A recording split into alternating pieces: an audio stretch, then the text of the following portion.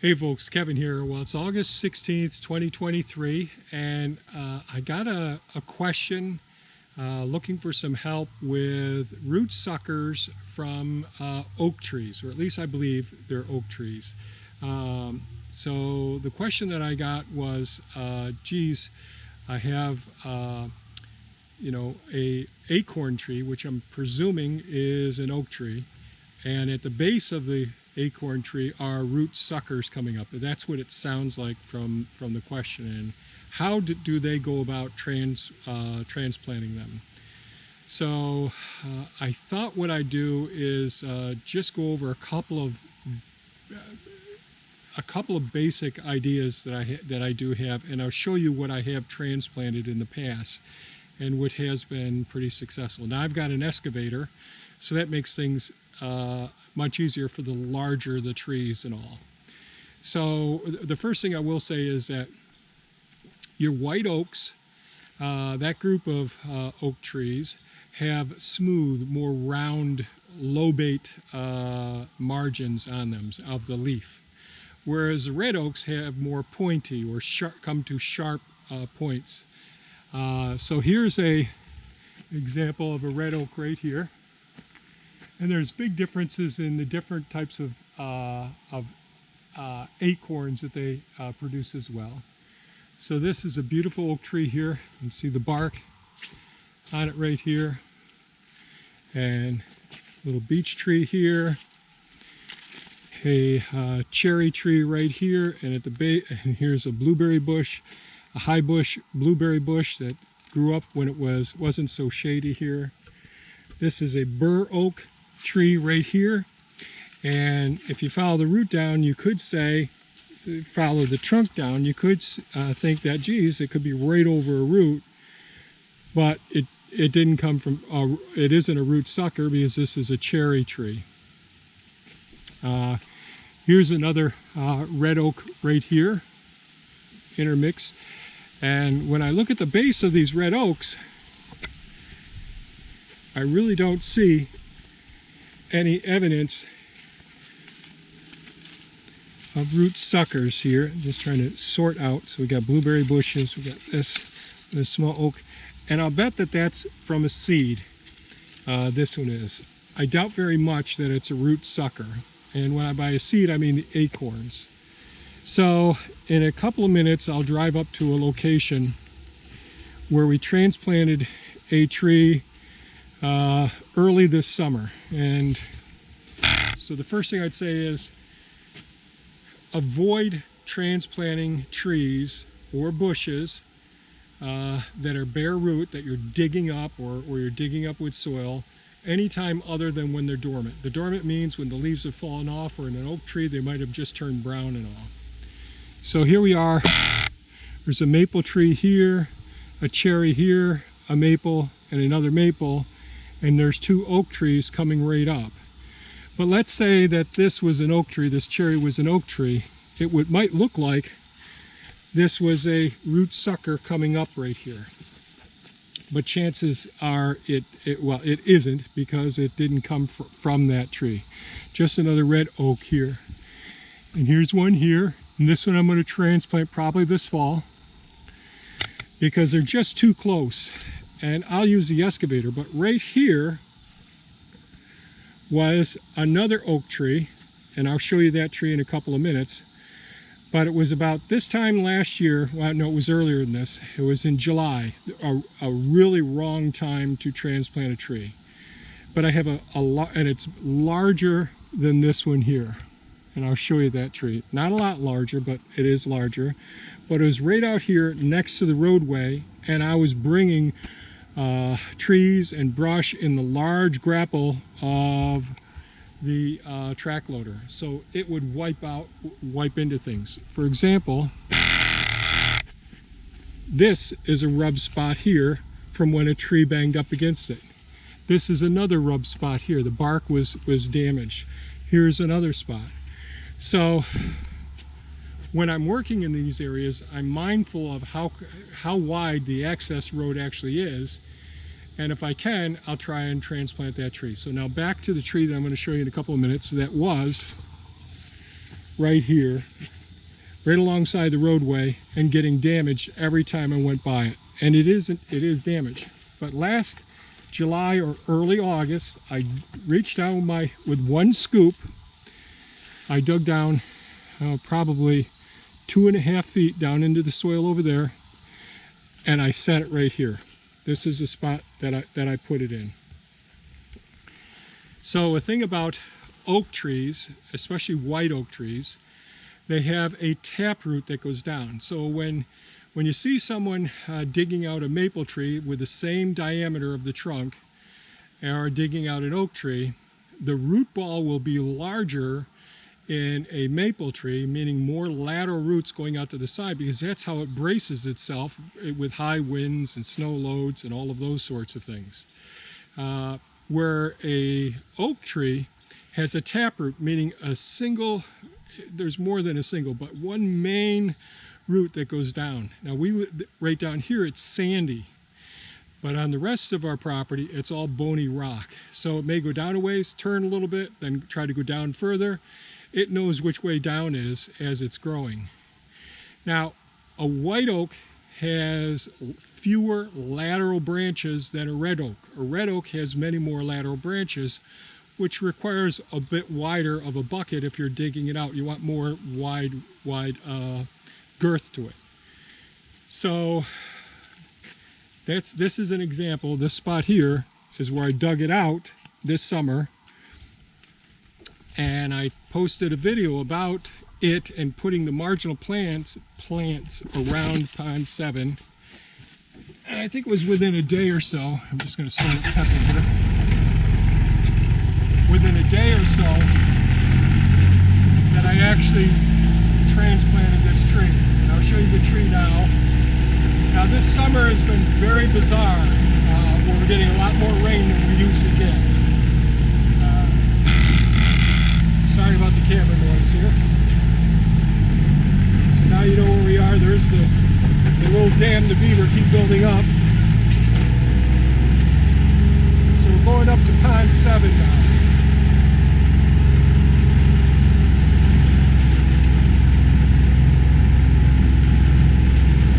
So we got 4/10 of an inch today since midnight. Usually we're bone dry this time of year.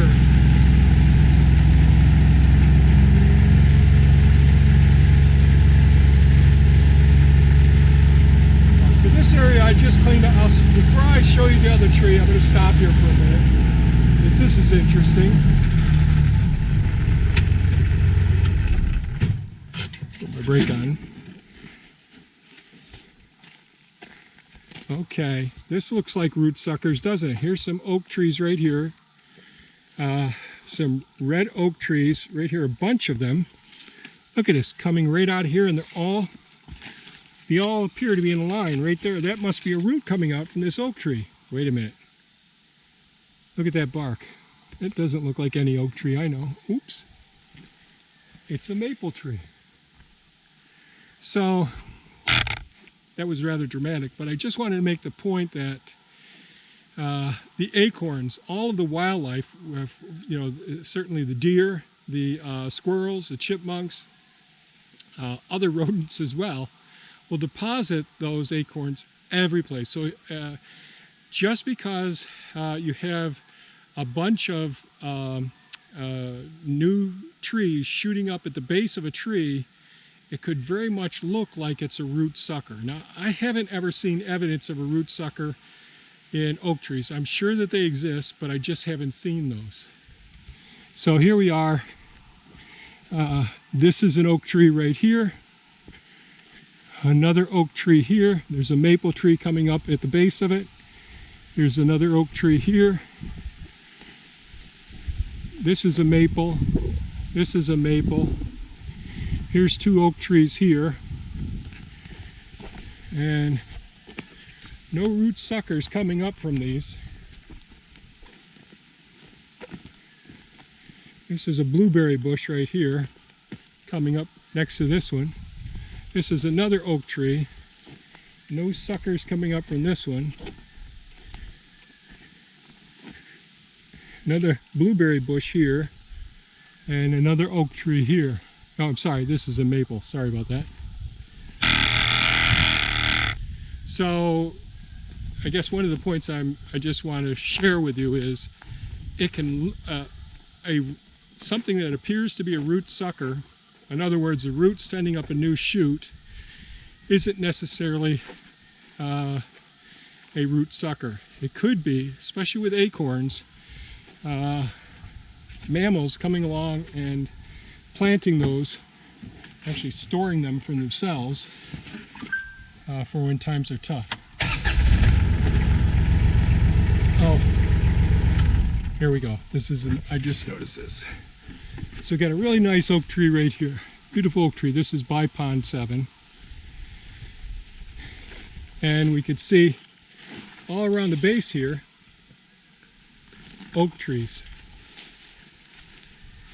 Oak trees right here. So that's a bur oak right there. Another one. Blueberry bush. And a red maple right there. Another bur oak. Another bur oak. A red maple here. A couple. But I don't see any evidence of root suckers here. But we do see probably oak acorns that dropped all around in here. Now, could I be wrong, and could this actually be shooting up from a root? I could be wrong. It could be the case. But we'll go over how to deal with root suckers in just a moment. So we're going to go and look at that tree that I promised we'd look at. I love this gimbal.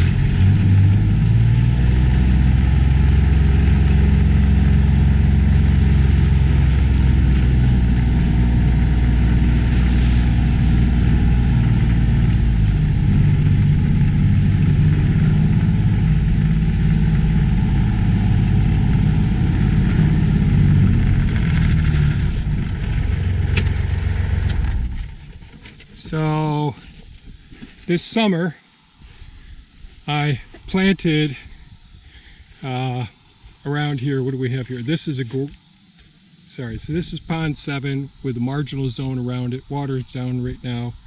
Gooseberry here. I think that's a Japanese fancy willow there. This is an English oak here.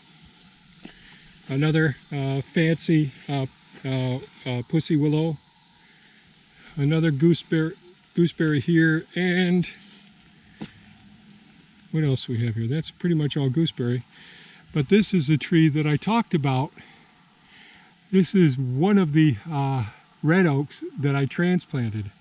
And I told you that one of the reasons is I kept bumping into it with logs, and as I was dragging the trees out, so I said, well, I'm going to give it a shot. Yes, it is summertime, but we went ahead and transplanted this at the time that I put in these other English oaks around this tree here. And no doubt, this one could easily send up a root sucker. This would be one that I'd expect would send up a root sucker. You damage enough of the tree, and the root is still viable, and it wants to send up a new shoot and all. So that's always possible. So that's an example of one of the ones I transplanted twice. So that taproot was damaged during the whole process.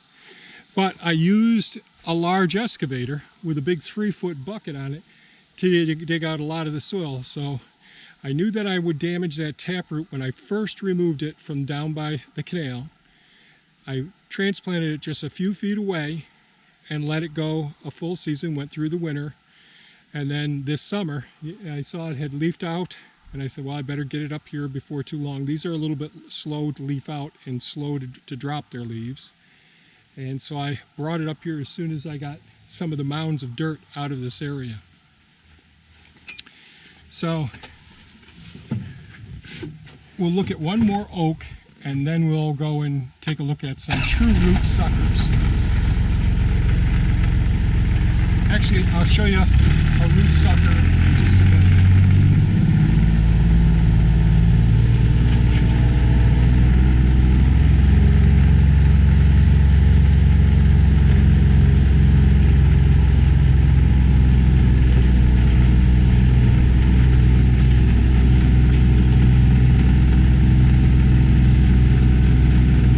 back over to the first food forest here.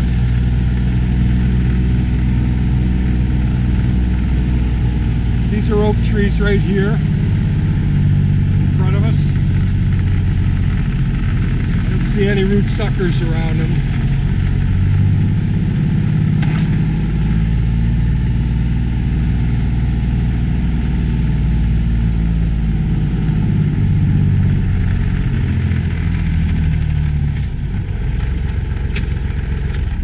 So a species that does send up root suckers, and here we are. So this is a tree I posted, I don't know, a few weeks ago. It split in half and wiped out a whole bunch, wiped out half of this peach tree, took out a persimmons, two persimmons, some honey locusts, several apples, red buds, a whole bunch of trees. But as I'm working in the forested areas, get rid of this limb here. So this is a pawpaw. So this pawpaw here is capable of sending up root suckers. So this is a pawpaw that is a root sucker. So there's a root coming out. Here's another one here. Here's another one here. There are a couple over here going right in next to this cherry tree. So this is a pawpaw here, another one here, and these, so how I would do it, I'll just explain now. Since this is a root sucker, the way that I would, since this is so far away, this is 3 feet from the root crown, where the roots emulate from the base of the trunk of the tree here. So the roots are coming out, and these have a taproot. Pawpaws have a taproot. But they do send out lateral branches similar to a, well, more so than what a red oak does do, unlike a white oak. So here we have this pawpaw here. If I wanted to transplant this pawpaw, one, I would do it when it's dormant, but now I would come in here and cut the ground right here. I'd take a sharp spade and cut right down, dig down, see if I can find that root, and I would cut it off, or use a sharp edge shovel and slice down through that. Same thing with that one there. That one's far enough away that I wouldn't mind doing it. This tree is well established. As you can see the size of it here. It's not huge. It's, I think, 6 years old now. And but the closer that these root suckers are to the trunk, the more damage I could do. Sorry, I'm going to move the camera down. The more damage I could do to this mother tree, and that's of the most importance. There is another way of dealing with these ones that are close to the trunk of the tree, and it's called air layering. And let me see if I can show this. So what I would do to air layer, so air layering is tricking the tree into producing roots above the level of the ground. So what I probably would do is I would lay cardboard all the way around here, so the only thing sticking up through the cardboard would be, I'm hoping the camera's showing this, the only thing sticking up through the cardboard would be this trunk. Then what I would do is I would trim a section of the bark off very carefully with a very sharp blade, and I would remove the cambium layer. The cambium layer is like the sapwood. It's a circulatory system. It houses the xylem and phloem layers, the circulatory system of the tree. So you've got to remove all of the cambium for, let's say, at least an inch, probably 2 inches on this. And at the base, at the top of the area that you had removed it, now again, you've got a weed barrier here with cardboard separating this.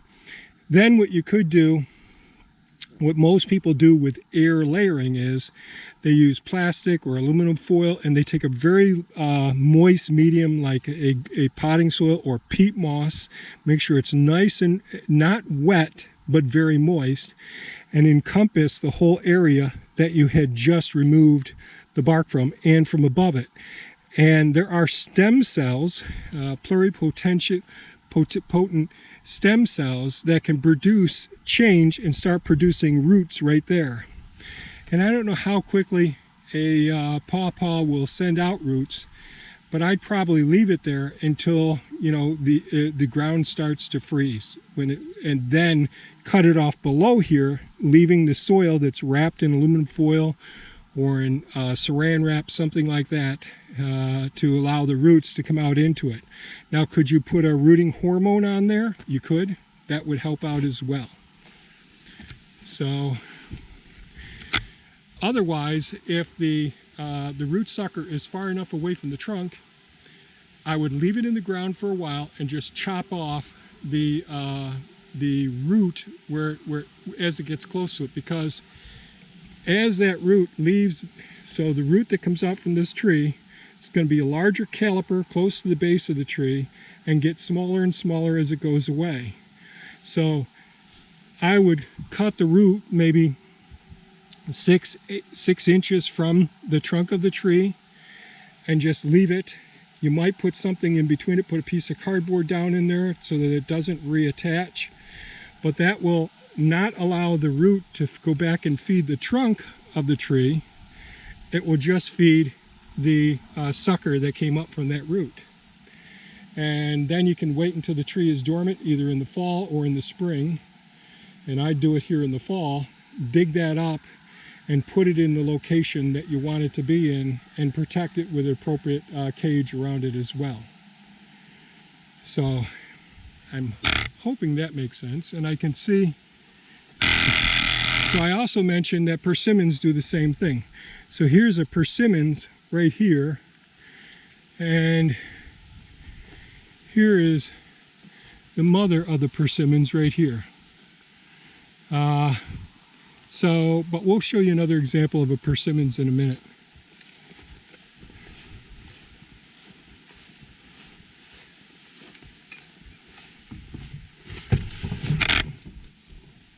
So as I mentioned, oak trees may send up suckers. I've just never seen them. It's entirely possible. I think it's very likely that that acorns were deposited at the base of the tree, but it certainly could be a root sucker. So we'll go up to where there's some persimmon suckers coming up.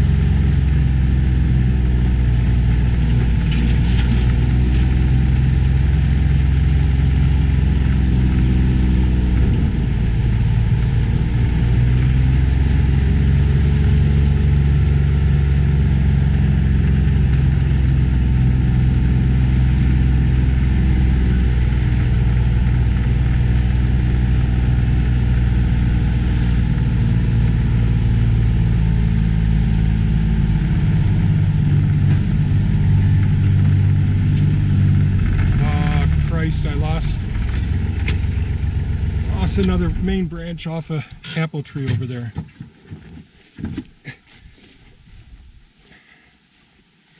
I should have thinned it and pruned it. One more thing to deal with.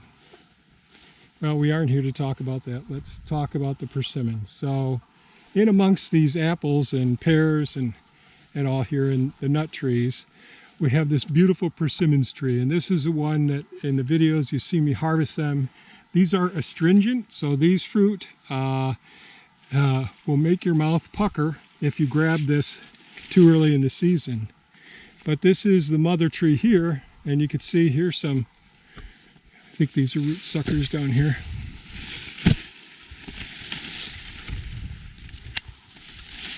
Yep. Let's see if the camera can shoot this. So here's a root sucker right here from this persimmons. It looks like there's two here. There's probably a couple of small ones.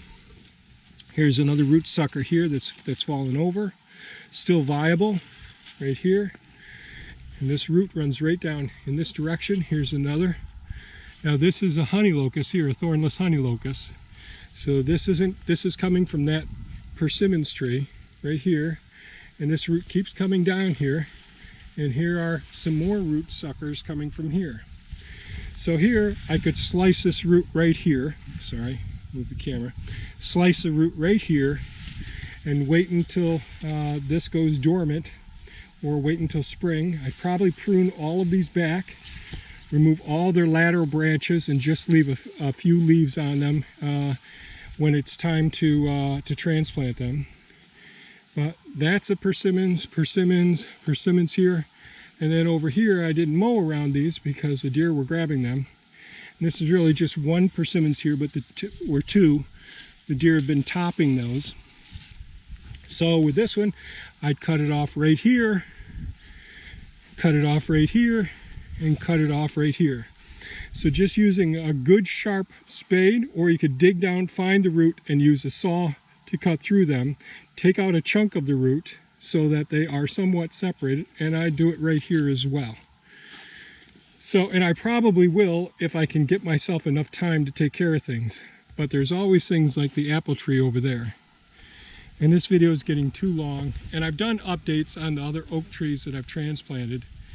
As far as pulling out a oak tree that was planted by an acorn at the base of a tree, man, that would be tough. If you've got real sandy soil, more likely to be successful. If you got soil like ours, that root's going to break and it's going to get damaged. I would be really reluctant, if you got a really beautiful oak tree, to muck around and damage the roots of that oak tree, because you might lose your beautiful oak tree that sucker's coming from. So the other way, of course, is to air layering, and you can look that up online. I have a whole a playlist on plant propagation, so if you look on the channel for plant propagation, you can see how I've talked about that as well. So this is getting to be too long of a video. I hope this was somewhat helpful. I know it was long-winded, and I hope you stay safe, take good care of yourselves, and good luck with getting as many trees in your yards and in your forests as possible. Take care and stay safe. Bye-bye now.